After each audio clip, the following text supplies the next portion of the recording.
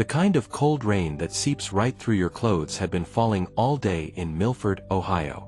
By evening, the streets were mostly empty. A man named Daniel walked alone, his boots making soft splashes in the shallow puddles. He was tired, ready to get home, heat up some soup, and forget about the day.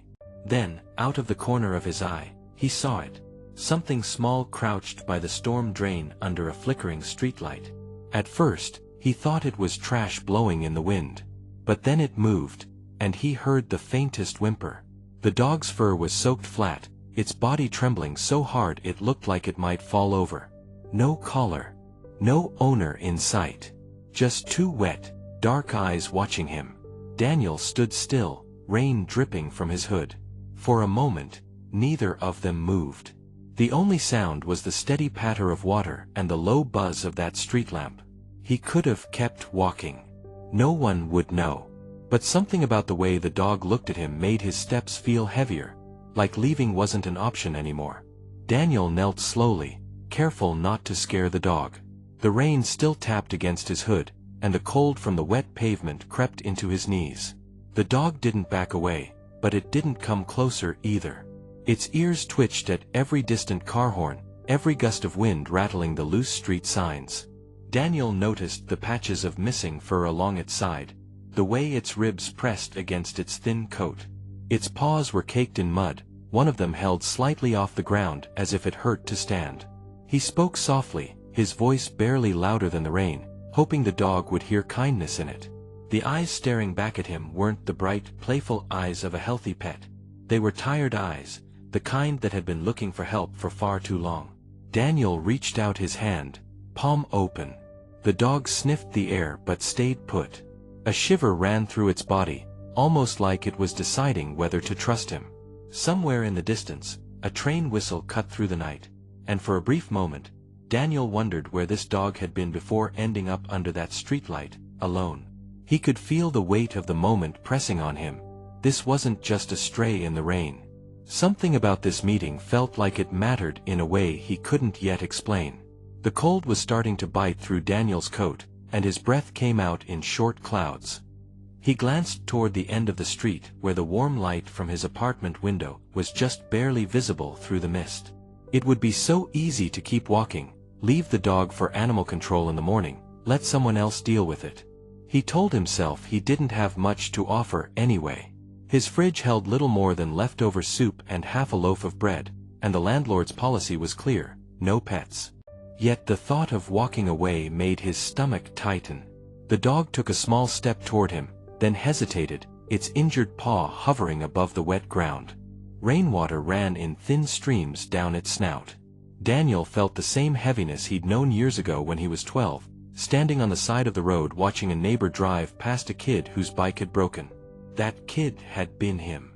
He remembered how it felt to be passed over, to be invisible when you needed someone most.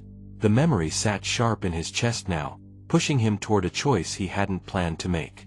He wiped the rain from his brow, took a steadying breath, and decided, if this dog was going to survive the night, it wouldn't be out here alone. Daniel unzipped his coat and slipped it off his shoulders, the cold air rushing against his back. He crouched lower and wrapped the coat gently around the dog's thin frame, feeling the sharpness of its bones through the damp fabric. The animal didn't fight him, only let out a low sigh, as if it had been waiting for this moment of warmth. With slow care, he lifted it into his arms. Its weight was lighter than he expected, almost unsettling, and he could feel its heartbeat quick and unsteady against his chest. The rain still fell, but now each step he took toward home felt deliberate, carrying not just the dog but the decision he'd made minutes earlier. By the time he reached the apartment building, his hair was plastered to his forehead, water dripping down his collar. Inside, he set the dog down on an old towel and knelt beside it. The animal's nose nudged his knee, a quiet gesture that caught him off guard. He found himself saying words he hadn't planned, his voice barely above a whisper. "You're safe now." The dog blinked slowly, its eyes following his every movement as he filled a small bowl with water and set it within reach. In that moment, the space between them began to close. Not with grand gestures, but with the simple understanding that neither of them was as alone as they had been just an hour ago. Over the next few days, Daniel did what he could with what little he had. He fed the dog scraps of chicken mixed with rice, drying its fur with an old shirt he'd cut into rags. He made a bed in the corner from a folded blanket, though more often than not, the dog curled up near the couch where he sat. The limp in its step eased little by little, and its eyes began to follow him with a quiet trust. Daniel found himself talking more, his voice filling the small apartment, sometimes telling stories about his day, sometimes just speaking so the dog could hear him.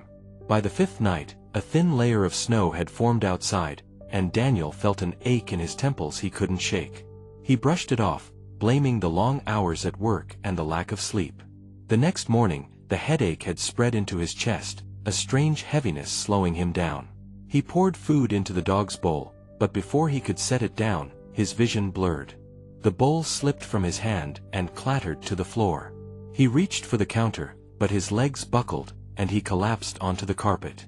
The dog trotted over, sniffing at his face, whining louder with each second he didn't move. It circled him, nudging his shoulder, then darted to the apartment door, scratching at it with frantic paws. A sharp bark echoed through the hallway, then another louder, until the sound of footsteps approached from the other side. The neighbor from across the hall, a retired firefighter named Carl, unlocked the door after hearing the relentless barking. He stepped inside to find Daniel sprawled on the floor, his skin pale and his breathing shallow. The dog stood over him protectively, its tail stiff, eyes fixed on Carl as if demanding he do something. Carl knelt, checked for a pulse, and without wasting a second, pulled his phone from his pocket to call 911. The dispatcher's voice on the other end was calm but urgent, guiding him through the steps until help arrived. Minutes later, paramedics rushed in, lifting Daniel onto a stretcher and securing an oxygen mask over his face. The dog whined and tried to follow, but Carl gently held it back, promising he'd stay until Daniel came home. At the hospital, doctors treated a sudden heart arrhythmia that could have been fatal if not caught in time. When Daniel finally opened his eyes the next day, the first thing he saw was the dog lying on a folded blanket in the corner of the room, brought in with special permission. Its gaze met his, steady and unblinking, and in that silent exchange, Daniel understood something he couldn't put into words.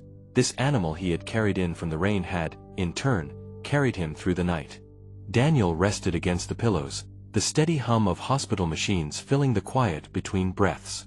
The dog lay curled at his feet now, its head resting lightly on his ankle, as if keeping watch. He thought back to that cold, wet night on Jefferson and Maine, to the moment he could have walked away. Instead, he had opened his coat, taken the weight of another life into his arms, not knowing that choice would be the reason he was still here. It struck him how easily people measure kindness in big acts, forgetting the small ones that change everything. Sometimes, the life you reach out to save ends up saving you in return. If you've ever believed that quiet compassion can turn the course of a life, let this moment be your reminder. On a winter night in a small Ohio town, one man's choice to stop for a shivering dog led to both of them still breathing today. Acts like that don't make headlines, but they are the threads holding our communities together.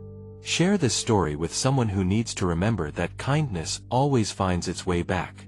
And if you want more true stories of everyday courage and connection, subscribe to the Empathy Room, where moments like these are never forgotten.